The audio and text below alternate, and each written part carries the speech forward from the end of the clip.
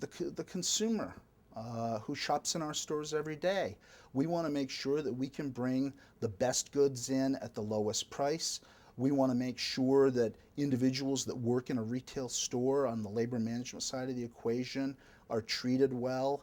That the laws are shaped so that the business can flourish, but yet we can provide a service to the consumer. Lobbyists don't create those waves. They ride on those waves. They change the course of some of the tides and tributaries from that water. They don't stop major events, but they do affect the ways that narrower groups are touched by federal policy. First of all, I've been a lobbyist all my life, all my adult life, of one kind or another. I was a citizen lobbyist with Ralph Nader. When I was a very young member of Congress, I discovered that the biggest lobby, most important lobby, is members of Congress lobbying members of Congress. So I was really a lobbyist for whatever I was pushing, and I was lobbied by other members. Having integrity, looking at the long-term goals for you and for your client, that's the reputation that you want to build. And if you don't have integrity, if you're not known for being honest, for keeping your promises, then you're not going to be an effective lobbyist.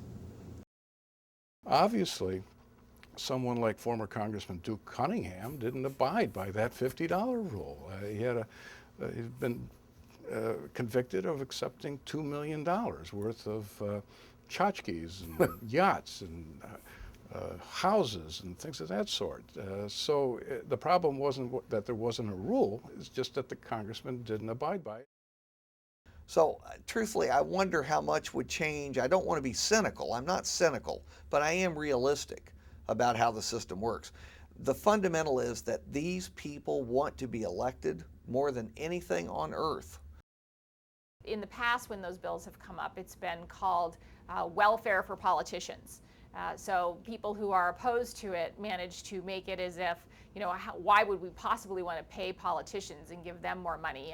And that plays well with Americans who don't really understand that if they were putting money into a campaign finance system, in fact, there would be much more money left at the end to put the money into things like roads and bridges and things we really need. Well, some law firms are and some law firms aren't.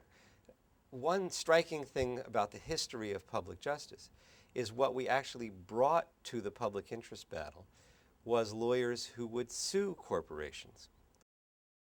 And let them go contact their members of Congress, either directly by phone or meeting at town hall meetings or wherever else it may be.